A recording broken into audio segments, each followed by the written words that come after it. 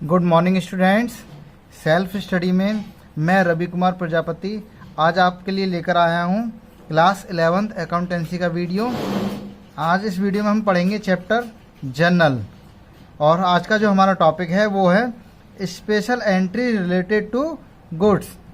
यानी आज के टॉपिक में हमारा जो जर्नल एंट्री होगा वो गुड्स से रिलेटेड होगा। यानी हम केवल गुड्स से रिलेटेड एंट्री ही आज हम पढ़ने जा रहे हैं। तो कौन कौन सी एंट्री हैं जो गुड्स से रिलेटेड होती हैं मैंने यहाँ नोट डाउन की है, मैं आपको एक्सप्लेन करने जा रहा हूँ, ध्यान से समझेंगे।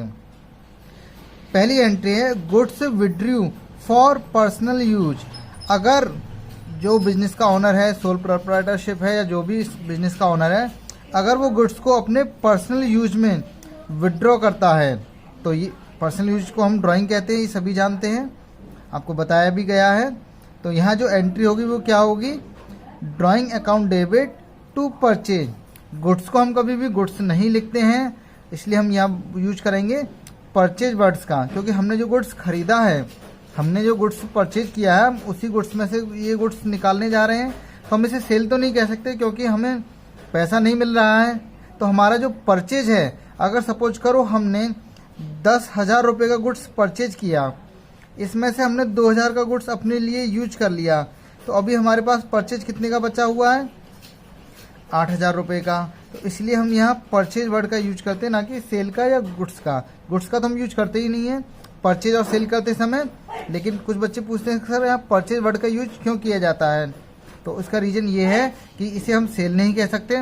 तो फिर सेकेंड ऑप्शन हमारे पास बचता है कि हमारा जो परचेज है वो कम हो रहा है, तो इसलिए हम यहाँ परचेज वर्ड का यूज करते हैं। डेबिट साइड परचेज होता है, क्रेडिट करके वो लेस हो जाएगा, तो हमारा जो गुड्स अभी बचेगा, जैसे ऐसे एग्जाम्पल के थ्रू वो गुड्स अभी हमारा बचेगा, परचेज जो बचेगा हमारे पास वो 8,000 रुपये का रह जाएगा। इसलिए हम कभी भी जब भी गुड्स को हम पर्सनल यूज में लेंगे, चैरिटी में लेते हैं, तो हम परचेज वर्ड का यूज करेंगे। तो दोस्तों समझ में आ गया, हमने गुड्स को अपने पर्सनल यूज में लिया है, हमने यानी कि बिजनेस के ऑनर ने। तो एंट्री क्या होगी, drawing account debit to purchase account. Second entry, अगर गुड्स को चैरिटी में दिया गया है, तो देखो हमने चैरिटी में दिया तो हमें पैसा तो नहीं मिला, लेकिन हमारे पास से गुड्स चला गया, तो फिर से क्या एंट्री होगी, क्योंकि चैरिटी एक तरह का हमारे लिए लॉस है, एक्सपेंस है, क्योंकि हमें कुछ मिलने वाला नहीं है।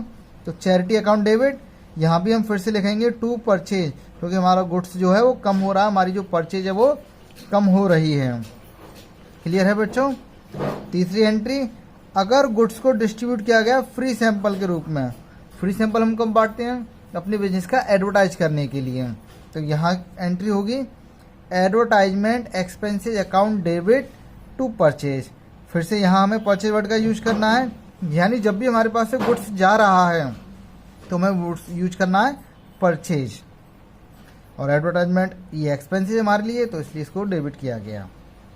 Goods use for making an assets, हमने गुड्स को यूज किया है, गुड्स किस लिए, असेट्स को बनाने के लिए। तो हम एंट्री क्या बनाएंगे, हमारा जो गुड्स है वो कन्वर्ट हो रहा है असेट्स में, तो असेट्स अकाउंट डेबिट, हमारी असेट्स बढ़ रही है लेकिन गुड्स जा रहा है हमारे पास से, तो गुड्स कम हो रहा है, इसलिए परचेज को किया गया है क्रेडिट और असेट्स को किया गया है डेबिट, क्योंकि वो गुड्स जो है वो असेट्स में कन्वर्ट हो रहा है, हमारे पास असेट्स आ रही है। तो दोस्तों ये चारों एंट्री क्लियर हो गई।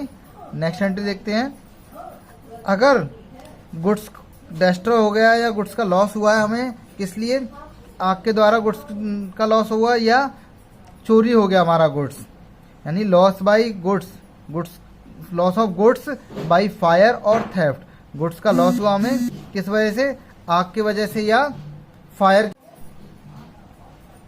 तो एंट्री होगी हमारी लॉस बाय फायर, अगर आग से हुआ है तो हम लिखेंगे लॉस बाय फायर, अगर हमारा चोरी हुआ है तो हम लिखेंगे loss by theft account debit. और सेम यहाँ भी हम करेंगे टू परचेज, क्योंकि हमारा चोरी हो या आग में जल जाए, दोनों ही कंडीशन में हमारा जो गुड्स है वो कम हो रहा है, हमारे पास से जा रहा है। यहाँ नंबर 1 डला हुआ 5A, अगर हमने इस गुड्स का इंश्योरेंस नहीं कराया है तो हमें केवल एक ही एंट्री बनानी है, लेकिन अगर हमने इस गुड्स का इंश्योरेंस करा लिया है तो यहाँ और एंट्री बढ़ाएंगी।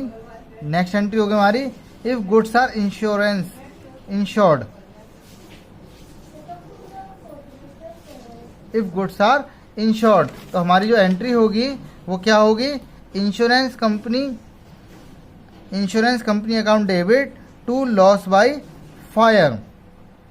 तो ध्यान से देखें बच्चों, इसको हमें क्या है, हमारा जो लॉस हुआ है उसके लिए हम इंश्योरेंस कंपनी पर क्लेम करेंगे। तो क्लेम करने के लिए एंट्री क्या बनेगी, insurance company account debit to loss by fire. अगर लॉस फायर से हुआ है तो फायर का यूज करना है, और थेफ्ट से हुआ है तो थेफ्ट का यूज करना है। ठीक है बच्चों। इसके बाद इंश्योरेंस कंपनी ने कितना क्लेम हमारा एक्सेप्ट किया है, कितना पैसा वो हमें देती है। जरूरी नहीं कि जितना हमारा लॉस हुआ है हम मांगेंगे तो उतना ही। सपोज हमारा 10,000 का लॉस हुआ है तो हम कंपनी से 10,000 ही मांगेंगे, लेकिन कंपनी हमको कितना देता है, तो उसके लिए अगली entry insurance claim is received. तो जितना भी पैसा मिलेगा बैंक अकाउंट डेबिट, जो नहीं मिलेगा अमाउंट रिसीव्ड इसमें आएगा, अमाउंट रिसीव्ड। यहाँ अमाउंट नॉट रिसीव्ड, जो पैसा नहीं मिलेगा वो इसमें आ जाएगा, और यहाँ हमारा टोटल आ जाएगा क्लेम कितने का था। तो जैसे हमने यहाँ 10,000 का क्लेम किया तो 10 में से अगर कंपनी ने हमको 8 दे दिया तो 8 यहाँ आएगा, 2,000 का नहीं मिला तो लॉस हो गया, वो 2,000 यहाँ आएगा, टोटल हमारा 10,000 यहाँ आएगा। तो बच्चों ये हैं गुड्स से रिलेटेड सारी एंट्री। अब मैं आपको एक क्वेश्चन के थ्रू इन एंट्री को बताने जा रहा हूँ, आप समझ सकते हैं कि वो कैसे अब हमें इन एंट्री को पास करना है। तो क्वेश्चन आप सबसे पहले नोट करेंगे, आपकी स्क्रीन पर देखो क्वेश्चन नज़र आ रहा है, इस क्वेश्चन को आप नोट कर लीजिए तभी आपको समझ में आएगा। यहाँ 5 एंट्री मैंने नोट करके दी हैं आपको, अब हम इनको 1 बाय 1 समझेंगे। तो बच्चों सबसे पहले आप इस क्वेश्चन को जरूर नोट डाउन कर लीजिए, जिससे मुझे आपको बताने में आसानी हो। तो चलिए देखते हैं ये एंट्री कैसे बनेगी हमारी। सबसे पहली जो एंट्री है वो है goods of ₹9,000 distributed as free sample. हमने गुड्स को फ्री सैंपल के रूप में डिस्ट्रीब्यूट किया है। तो मैंने आपको एक एंट्री लिखाई थी, जब फ्री सैंपल के रूप में डिस्ट्रीब्यूट किया जाता है तो क्या एंट्री होगी, advertisement, advertisement expenses account debit. हमारे पास से क्या गया है, गुड्स, तो हम यहाँ लिखेंगे टू परचेज अकाउंट। नरेशन में हम इसी को लिख सकते हैं, बीइंग गुड्स डिस्ट्रीब्यूटेड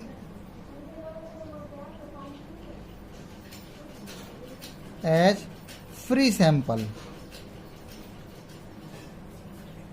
कितने रुपए का डिस्ट्रीब्यूट किया हमने, 9,000 का, तो 9,000 हो जाएगा हमारा डेबिट और 9,000 हो जाएगा हमारा क्रेडिट। बच्चों ये हो गई हमारी पहली एंट्री। सेकंड देखते हैं, गुड्स यूज किया है हमने मेकिंग ऑफिस फर्नीचर, हमने गुड्स से फर्नीचर बनाया है। तो हमारी एंट्री क्या होगी, जो असेट्स बनकर तैयार हुई है उसका नाम है फर्नीचर। तो हम असेट्स का नाम लिखेंगे, यहाँ असेट्स नहीं लिखेंगे, फर्नीचर अकाउंट डेबिट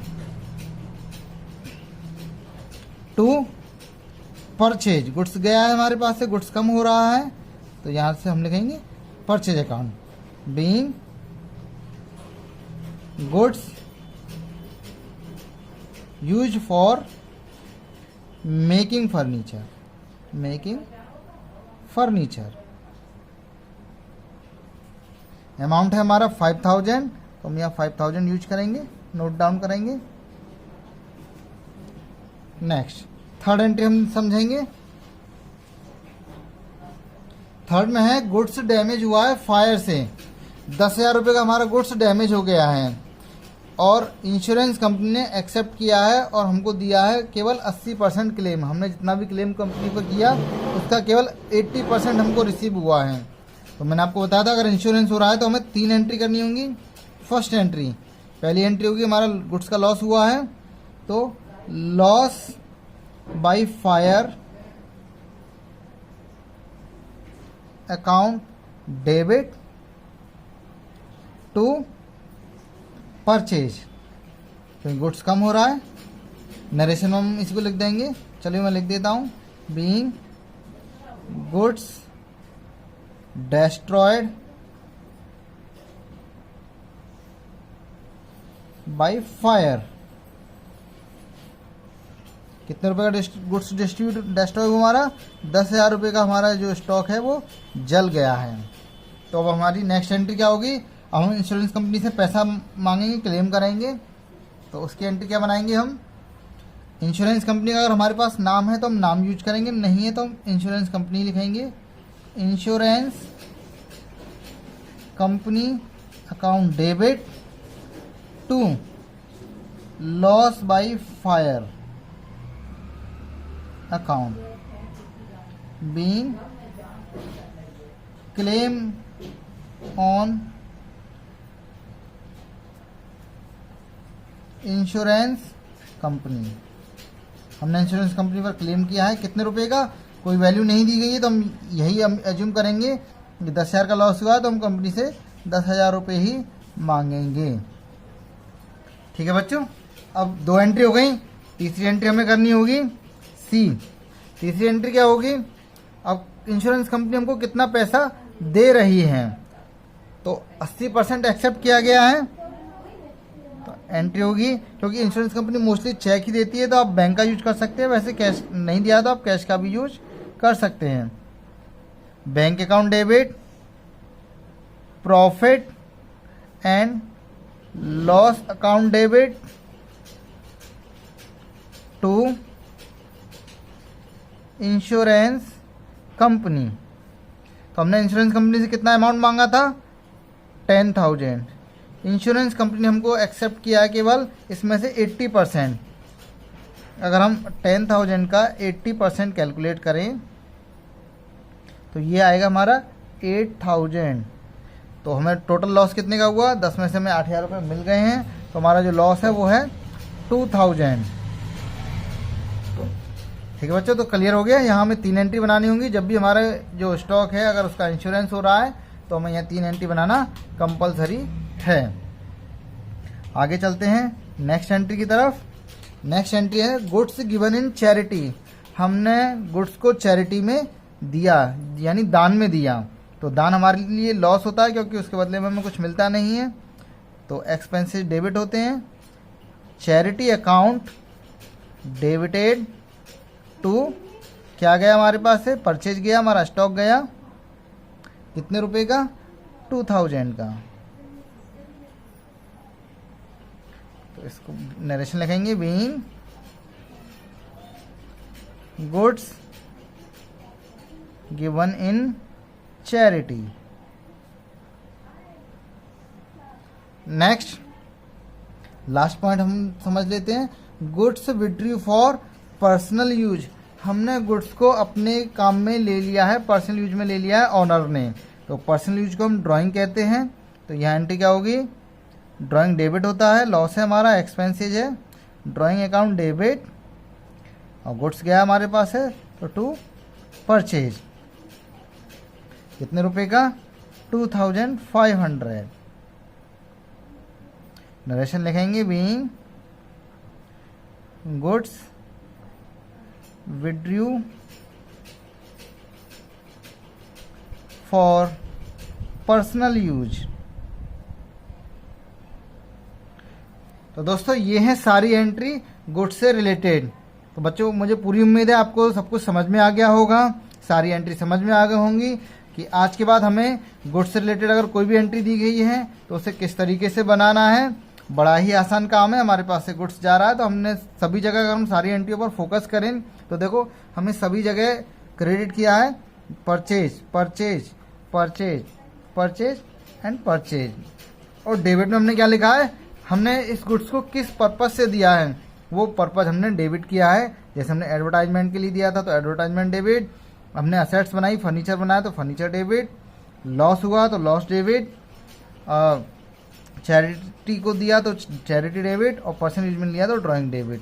तो ये बड़ा ही आसान है इन एंट्री को याद करना, आप आसानी से इन एंट्री को याद कर सकते हैं। तो दोस्तों मुझे पूरी उम्मीद है आपको आज का वीडियो बहुत अच्छा लगा होगा, हमें कमेंट बॉक्स में लिखकर ज़रूर बताएं। जल्दी मिलते हैं नेक्स्ट वीडियो के साथ। Bye bye everyone.